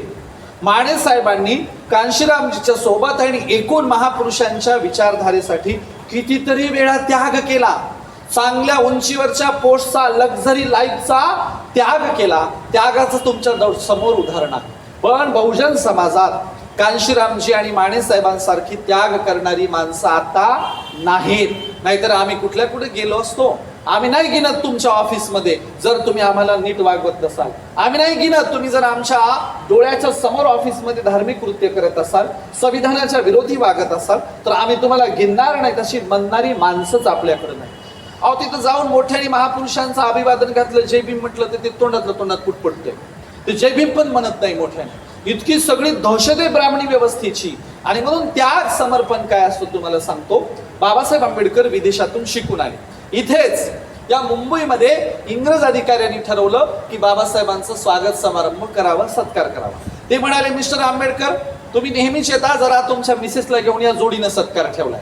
बाबासाहेब म्हणाले ती यायची नाही, साधी भोळी आहे, ती कुठल्या कार्यक्रमाला नसते. नाही, यावेळेला सांगा आणि घेऊन या. बाबासाहेबांनी घरी निरोप पाठवला, रामूला म्हणावं तयार होऊन ये. आता आमच्या रमाईला प्रश्न पडला, तयार होऊन जायचं म्हणजे कसं जायचं? काय झालं, रमाईला जुना किस्सा आठवला. शाहू महाराजांनी मुंबईमध्ये येऊन बाबासाहेब आंबेडकर शिकून आल्याच्या नंतर बाबासाहेबांची भेट घेतली. बाबासाहेब एका चाळीत दुसऱ्या मजल्यावर राहायचे. लाकडी जिना होता. कोल्हापूरचा राजा धिप्पाड वर काही जाता येईना. शाहू महाराजांनी त्या चाळीतून वर निरोप पाठवला. बाबासाहेबांना म्हणावं शाहू महाराज आले. बाबासाहेब लुंगीवर होते. पळत पळत जिना उतरून खाली आले. पहिल्यांदा दोघांची भेट, शाहू महाराज आणि बाबासाहेबांची भेट एका लाकडी जिन्याच्या तिथे त्या चाळीमध्ये झाली. बाबासाहेब म्हणाले, अहो तुम्ही कोल्हापूरची एवढी मोठी राजे कशाला आलेत? साधा निरोप पाठवला असता तर पळत आलो असतो. तुम्हाला इथपर्यंत यायची काही गरज होती का? महाराज म्हणाले, नाही तुमची तारीख घ्यायला आलो. अहो म्हणले, आम्हाला लाजवता की काय? तारीख वगैरे काय मागता? तुम्ही दिवस सांगायचा, त्या दिवशी मी हजर. बाबासाहेब म्हणाले, नाही, आम्हाला कोल्हापूरच्या जनतेला दाखवायचे शिक्षणाने माणूस किती प्रगल्भ होतो, किती उंचीवर जातो. आणि म्हणून मी राजा म्हणून नाही, कोल्हापूरचा एक साधारण व्यक्ती म्हणून तुमची एका ज्ञानवंताची तारीख घ्यायला आलोय. अहो कशाला राजा म्हणता आम्हाला? येणाऱ्या काळात तुम्ही ज्ञानाचे राजे आहात. शाहू महाराजांनी बाबासाहेब आंबेडकरांची तारीख घेतली. कोल्हापूरमध्ये हत्तीवरून मिरवणूक काढली, साखर वाटली, ढोल ताशे पडवले. शाहू महाराजांच्या पॅलेस समोर हत्ती आला. हत्ती खाली बसला. हत्तीतून बाबासाहेब आंबेडकर उतरले आणि शाहू महाराजांनी स्वतःच्या डोक्यावरचा लाल रंगाचा भला मोठा जरीचा फेटा बाबासाहेबांच्या डोक्यावर घातला आणि म्हणाले, आज राजेशाही संपली, इथून ज्ञानाची राजवट, इथून तुमची राजवट होणार आहे.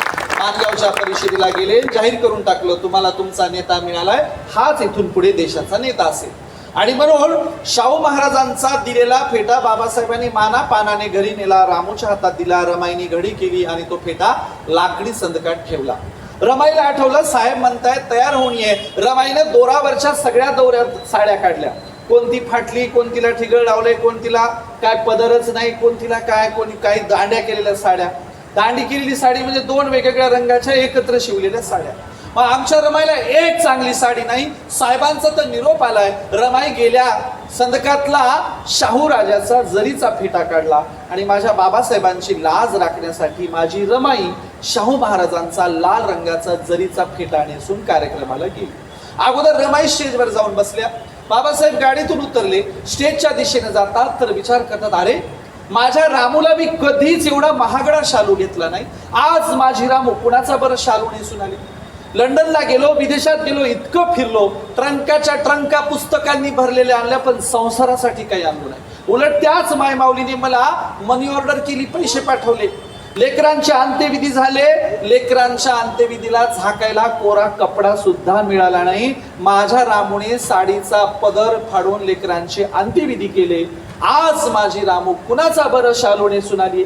शेजारी पाजारी म्हणावं, एवढं श्रीमंत नाही, माझ्या रामूला एवढा महागडा शालू कुणी बरं दिला? जसे बाबासाहेब स्टेजच्या जवळ जातात, पायऱ्या चढायला लागतात, तसं लक्षात येतं, अरे माझी रामू माझी लाज राखण्यासाठी शाहू राजाचा फेटा नेसून आली.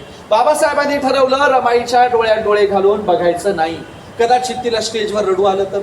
रमाईच्या लक्षात आलं, साहेबांनी ओळखलंय, आपणही साहेबांकडे बघायचं नाही. कदाचित साहेबांच्या डोळ्यात पाणी आलं तर? दोघांनी कार्यक्रम होईपर्यंत एकमेकांकडे पाहिलं नाही. दोघांचा सत्कार झाला. दोघं घरी गेले. घरी गेल्यावर बाबासाहेब अंगातला कोट काढून रमाईच्या हातात देत होते. रमाई दिलेला कोट खुंटीला अडकवायला जात होत्या. तेव्हा रमाईच्या डोळ्यांना अश्रुधारा लागल्या होत्या, त्या रडत होत्या. तेव्हा बाबासाहेब म्हणाले, रामू काळजी करायची नाही, मी माझ्या बहुजन समाजाला सांगेल, एक वेळचा माझा त्याग विसरला तरी चालेल, पण माझ्या रामूचा त्याग आणि समर्पण कोणी विसरायचं नाही. साधा प्रश्न आहे. आमच्या रमाईने संसारात कुरकुर केली असती तर? आमच्या रमाईने दागिने मागितले असते तर? आमच्या रमाईने घरातल्या संसाराला लागणाऱ्या वस्तू मागितल्या असत्या तर? आमच्या रमाईने सातत्याने घरातच लक्ष दिलं पाहिजे हा आग्रह धरला असता तर रमाईचा संसार करण्याच्या नादात देशाचा संसार करता आला नसता. रमाईने स्वतःच्या संसाराची धूळधान होऊ दिली. मुलाबाळांचं काय व्हायचं ते होऊ दिलं, पण बाबासाहेबांची मुवमेंट उभी केली. बाबासाहेबांच्या मुवमेंटचा पाया जर कुणी घातला असेल तर तो माझ्या रमाईने घातला. इतका त्याग आमच्या रामाने केला. कुठे आमच्या महिला?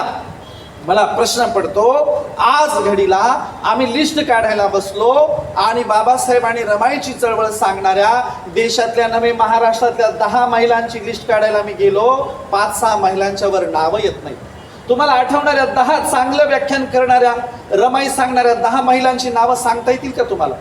स्वातंत्र्याला एवढी वर्ष झाली, आता काय तोंडावर चिकटपट्ट्या लावायला ब्राह्मण आलेत का? आता तुम्हाला रोखायला ब्राह्मण आलेत का? कुठेही तू बघते कुठे आहेत लेखक? आमचे लेखक गांधीवर पुस्तकं लिहिण्यात बेजारे. कसबींनी गांधीवर पुस्तकं लिहिण्यासाठी 10-12 वर्ष वाया घालवली. इकडे काही नव्हतं का? एवढ्या खंडांची पुनर्मांडणी करा ना, महापुरुषांचा विचार पुन्हा अधोरेखित करा ना. बघा आपलं कसं चाललंय, सोपं उदाहरण देऊन सांगतो. 2016 रोजी बाबासाहेबांच्या पहिल्या लिहिलेल्या पुस्तकाला 100 वर्ष पूर्ण झाली. कोणतं पहिलं पुस्तक? विदेशात असताना प्रबंध लिहिला. कोणता लिहिला होता? जाती, तिचं स्वरूप आणि तिचं मेकॅनिझम, अमुक असं लांबलचक नाव आहे. बाबासाहेबांनी जे आयुष्यातलं पहिलं पुस्तक लिहिलं, त्या पुस्तकाला 2016 रोजी 100 वर्ष पूर्ण झाली. आणि त्यावर आंबेडकराईट म्हणवून घेणाऱ्या अनेक लेखकांनी लेख लिहिले, पुस्तकाला 100 वर्ष पूर्ण झाली. आणि त्यात काय लिहिलं? बाबासाहेब पहिल्या पुस्तकात सांगता की जाती व्यवस्थेमध्ये ब्राह्मणांनी स्वतःला वर्गबंध का केलं याचा जर शोध घेतला तर जाती कशा निर्माण झाल्या याचा शोध घेता येईल. पण मला ह्या प्रबंधासाठी काही मर्यादा असल्यामुळे मी त्याचा काही शोध घेणारं लिखाण इथे करत नाही. येणाऱ्या काळात त्यावर शोध होईल काय की ब्राह्मणांनी स्वतःला वर्गबंध का केलं. याचं केवळ 2016ला इंटरप्रिटेशन करतात लेखक साहित्यिक. काय म्हणतात? बाबासाहेब म्हणतात की ब्राह्मणांनी स्वतःला वर्गबंध का केलं याचा शोध घेतला पाहिजे. 100व्या वर्षी निबंध लिहून काय म्हणतात? शोध घेतला पाहिजे. मग 100 वर्ष काय जेवण करत होते का? काय करत होते 100 वर्ष मधल्या काळात? आणि म्हणून अत्यंत दयनीय अवस्था आहे महापुरुषांच्या चळवळीची, महापुरुषांच्या त्याग आणि समर्पणाची, त्यांच्या लढ्याची, त्यांच्या तत्वांची, त्यांच्या विचारांची प्रचंड दयनीय अवस्था आहे. आणि म्हणून त्यातनं आम्हाला बाहेर यायचंय, आम्हाला पटकन आळस झाडायचं आहे आणि चांगल्या पद्धतीने आम्हाला काम करायचंय. तरच आमचा या देशामधला लढा आता पुढे जाईल. अन्यथा वाईट परिस्थिती आहे. तुम्हाला किती सांगायचं? इतकी वाईट परिस्थिती आहे, भयान आहे, भीषण आहे, तरी तुम्हाला काही वाटत नाही. आणि त्यांच्या सत्ता येऊन, त्यांची परिस्थिती येऊन तरी ते रोज ओरडतात, बोंबलतात, माईकवर असतात, टीव्हीवर असतात, रस्त्याने फिरतात, पॉम्पलेट वाटतात, सगळं करतात. आणि आमच्याकडे काहीच नाही. आणि म्हणून म्हणतात पोळ्याल्याशिवाय माणसं जागी होत नाहीत. आता पुन्हा एकदा गुलामगिरीत जा म्हणजे मग कळेल काय असते गुलामगिरी. म्हणून आता तरी आम्ही सतर्क झालं पाहिजे, जागृत झालं पाहिजे. अहो, या देशामध्ये सुप्रीम कोर्टाच्या जजला बूट फेकून मारायची हिंमत होत असेल आणि त्याच्यावर कोणताही लढा उभारला जात नाही, कोणतीही कारवाई होत नाही, काहीच होत नाही. दुर्दैव नाहीये का ते? जज कसे आहेत, कोण्या विचारांचे ते द्या सोडून. पण शूद्रातिशूद्रांमधला एखादा सुप्रीम कोर्टाचा जज झाला तर ते बूट फेकून मारतात. मराठ्याचा तर अजून सुप्रीम कोर्टाचा एकही जज नाही. जस्टिस PB सावंत हे मराठा कुणब्यांमधले शेवटचे जज. आणि त्यांनी इंदिरा सहानी केस किंवा काही केसमध्ये चांगले जजमेंट दिल्यानंतर त्यानंतर एकही कुणबटाचा, ओबीसीचा, मराठ्यांचा जज होणार नाही अशी परिस्थिती आणून ठेवली. आता कुणी जज दिसणार नाही. म्हणून सगळं सुप्रीम कोर्ट ताब्यात केलं. सगळी व्यवस्था, मीडिया, प्रचार प्रसार माध्यम, सत्ता त्यांच्या ताब्यात गेल्या. सगळं आता तर बहुमताने कायदे पारित करायला लागले. 3 कृषी कायदे कोणत्या शेतकऱ्यांनी मागितले होते? 3 कृषी कायदे पारित केले. आम्ही दिल्लीच्या मैदानावर, दिल्लीच्या सीमेवर आम्ही गेलो आणि 1 नाही 2 नाही 9 महिने ऊन वारा पावसात 9 महिने दिल्लीच्या सीमेवर जाऊन बसलो. मध्ये पावसाळा येऊन गेला, कोरोना आला, पण नाही उठलो. पावसाळ्यात शिखांचे शेतकरी हार्ट अटॅकने मेले, सहन झालं नाही पाऊस, त्याच्यामध्ये मेले. 950 शेतकरी, 950 शेतकऱ्यांनी बलिदान दिलं. पक्क्या विटांची घरं बांधायला सुरुवात केली. नाही उठणार म्हणले आम्ही दिल्लीच्या सीमेवरून. तेव्हा कुठं 3 कृषी कायदे मागे घेतले गेले. लोक म्हणत होते, मी दिल्लीला होतो, महाराष्ट्रातून लोक फोन करायचे, अहो सत्ता अशा लोकांची आहे, आता हे माघार घेणार नाही. तुम्ही कुणाला खेळताय कळतं का म्हणले तुम्हाला? ही लोक माघार घेऊ शकत नाहीत. संसदेत बहुमताने पारित झालेली कायदे मागे घेऊ शकत नाहीत असं सांगत होतं. आणि आम्ही म्हणलं आम्ही देखील शेतकऱ्यांची अवलाद आहोत. 3 कृषी कायदे मागे घेतल्याशिवाय दिल्ली सोडली ना. आम्ही जिंकलो आणि आशावाद निर्माण केला. कायदे संसदेत बनत नसतात, रस्त्यावर बनत असतात. जनमत जर संसदेतल्या कायद्यांच्या विरोधात उभं केलं तर संसदेतले कायदे देखील मागे घ्यावे लागतात. या देशात अंतिम जनमत असतं, अंतिम लोकमत असतं, अंतिम जनता असते. म्हणून आम्हाला अंतिम जनता बाबासाहेबांच्या विचारांची करायची. आम्हाला या देशात शेवटचा व्यक्ती, बहुमत महापुरुषांच्या विचारांचं करायचंय. ते जोपर्यंत असणार नाही तोपर्यंत आम्ही जे प्रयोग करतोय ते यशस्वी होणार नाहीत. म्हणून आम्हाला SC ST OBC आणि ब्राह्मणेतरांमध्ये पुन्हा वेगाने महापुरुषांचा विचार न्यायचा आहे, त्यांची चळवळ न्यायची आहे आणि चांगल्या पद्धतीने आम्हाला त्यांचा विचार सांगायचा आहे. म्हणून सांगावं तेवढं कमीच असतं. आम्ही आचरण काय करतो ते महत्वाचं आहे. आणि बघा, हे सगळं तत्कालीन लोकांना कळून चुकलं होतं, पण आम्हाला अजून कळून चुकत नाही. अहो, गाडगे महाराज नावाचे निरक्षर संत होते, निरक्षर संत. त्या गाडगे महाराजांना कळलं की बाबासाहेब आंबेडकर नावाचं रसायन किती मोठं आहे. गाडगे महाराजांनी शेवटच्या काळात आपल्या सगळ्या धर्मशाळा आणि काही पैसे बाबासाहेब आंबेडकरांना दिले. कुठल्या दिल्या? पंढरपूरची प्राथमिक शाळा आणि पंढरपूरची धर्मशाळा पीपल्स एज्युकेशन सोसायटीला बाबासाहेबांना गाडगे महाराजांनी दिली आणि म्हणाले, अगोदर जर आपली भेट झाली असती तर अगोदरच्या सगळ्या गोष्टी, वस्तू, शाळा तुम्हाला दिल्या असत्या.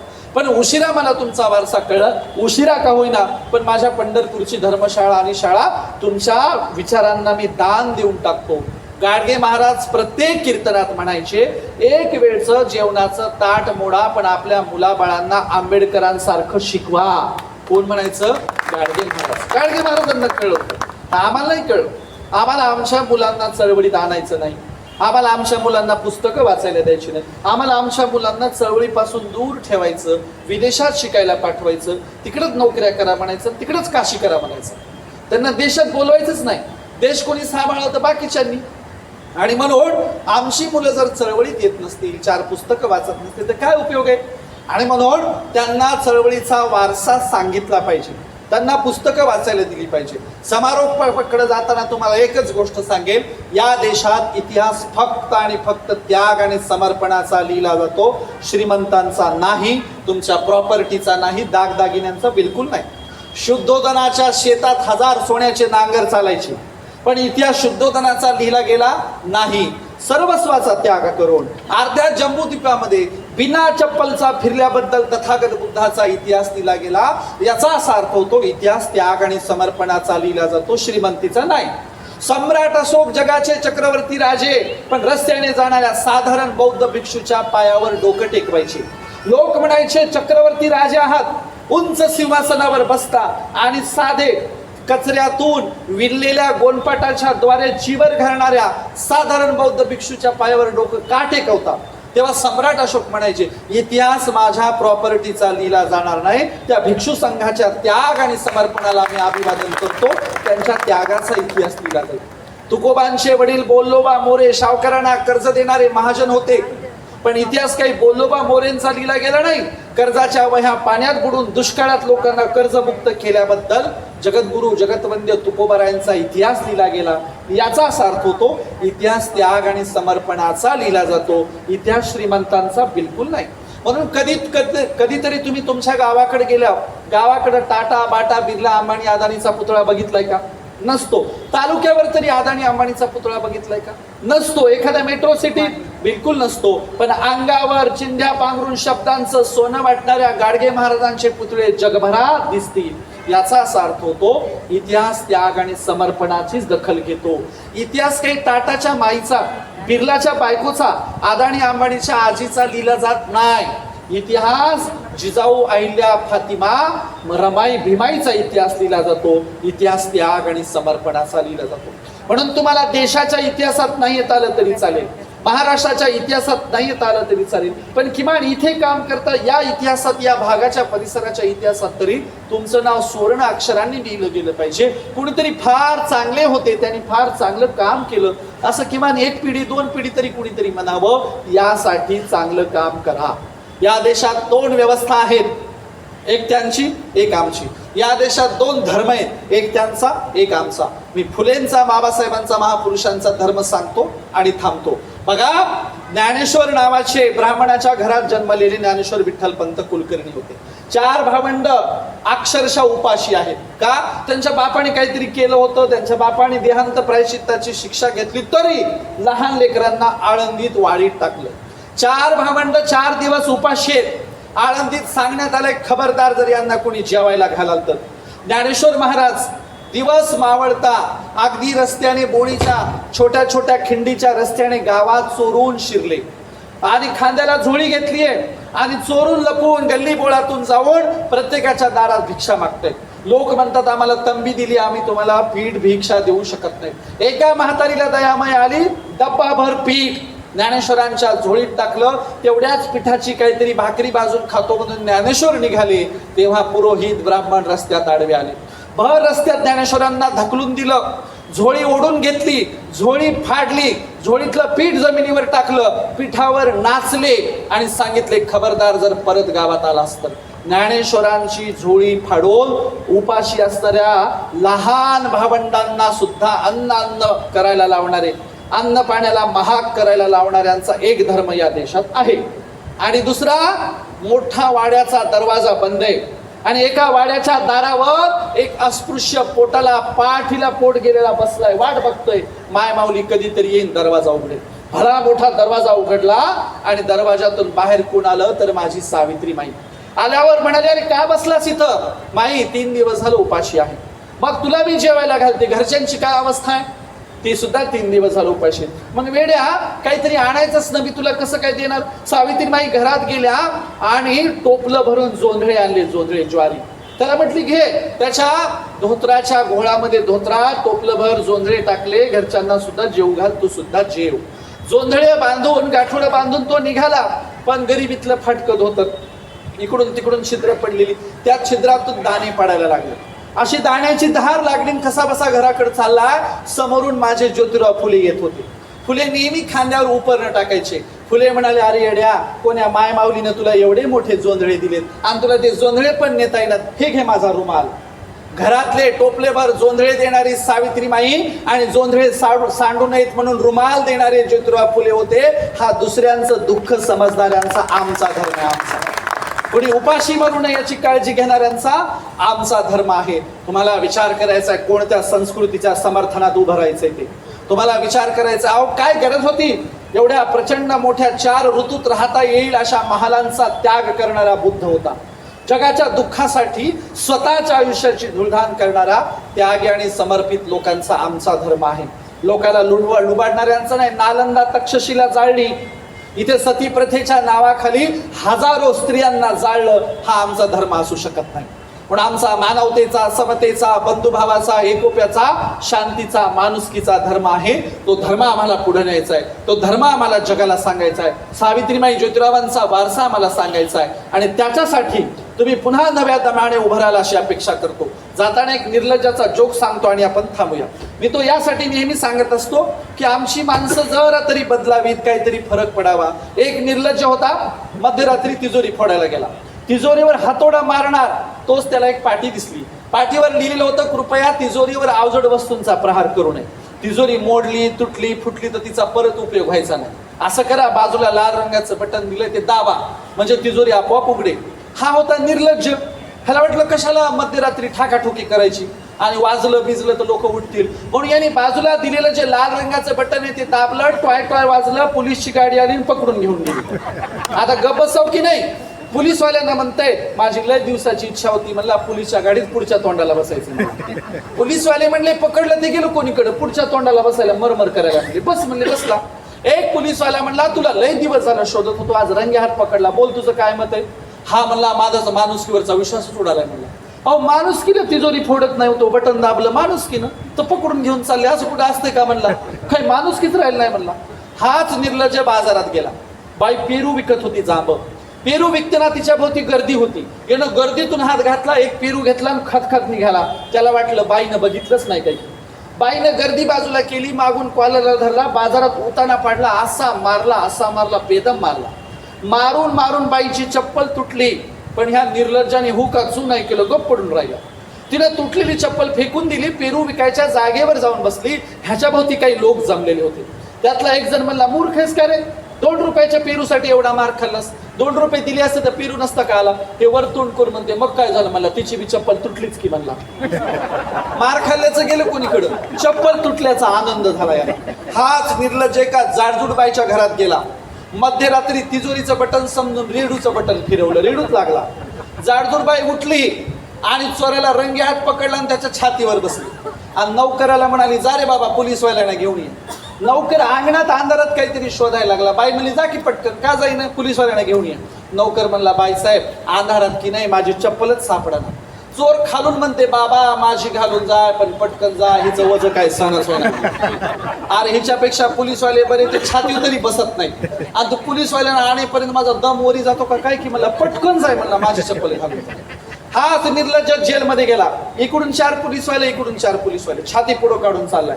जेलर म्हणले याला काही लाज लज्जा शरम आहे का म्हणले, कसं छाती पुढं काढून चाललाय.